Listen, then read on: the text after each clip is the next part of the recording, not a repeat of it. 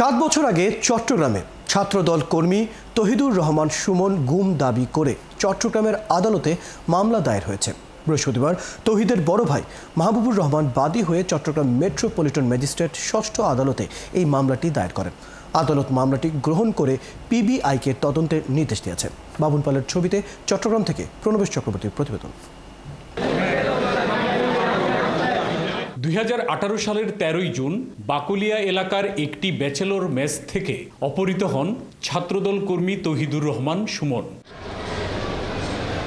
ব্যবসায়িক লেনদেন ও পাওনা টাকা নিয়ে বিরোধের জেরে তাকে অপহরণ করে গুম করা হয়েছে অভিযোগ স্বজনদের। বাদীপক্ষের আইনজীবী জানান, 2018 সালে এই গুমের ঘটনার পর দিনের পর দিন চেষ্টা করেও পুলিশের সহযোগিতা পাওয়া যায়নি। এমনকি উচ্চ আদালতের নির্দেশনা থাকা সত্ত্বেও অভিযোগ আমলে নেয়নি পুলিশ। অবশেষে গুমের ঘটনায় মানবাধিকার সংস্থার সহায়তায় বৃহস্পতিবার আদালতে মামলা করে ভুক্তভোগীর পরিবার। আজকে তারা হিউম্যান রাইটসের আইনি সহায়তায় মামলা দায়ের করেছে। আদালত শুনানি করেছেন ষষ্ঠ আদালতে।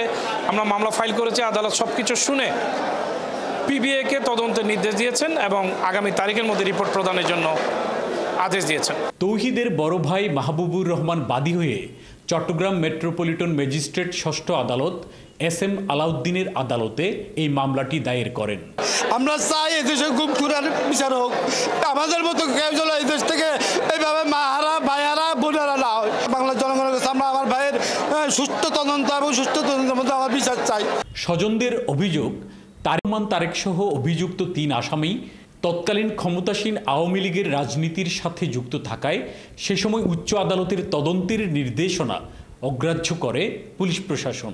যে 8 বছর যে আমি ট্রমের মধ্যে আছি, এ থেকে মুক্তি পাই। আমার ভাইটা কোথায় আছে, কি জীবিত আছে না মৃত আছে, ওর লাশটা কোথায় দাফন করেছে, এটা আমি জানতে চাই। এই অনুযায়ী যে ধারাগুলো দিয়েছে সেই ধারায় সর্বোচ্চ শাস্তি দাবি করছে এবং ন্যায় বিচার প্রার্থনা করছে আদালতের কাছে। গুমের এই ঘটনার সুষ্ঠু তদন্ত ও বিচার দাবি করেন স্বজনরা। প্রণবেশ চক্রবর্তী, 71, চট্টগ্রাম।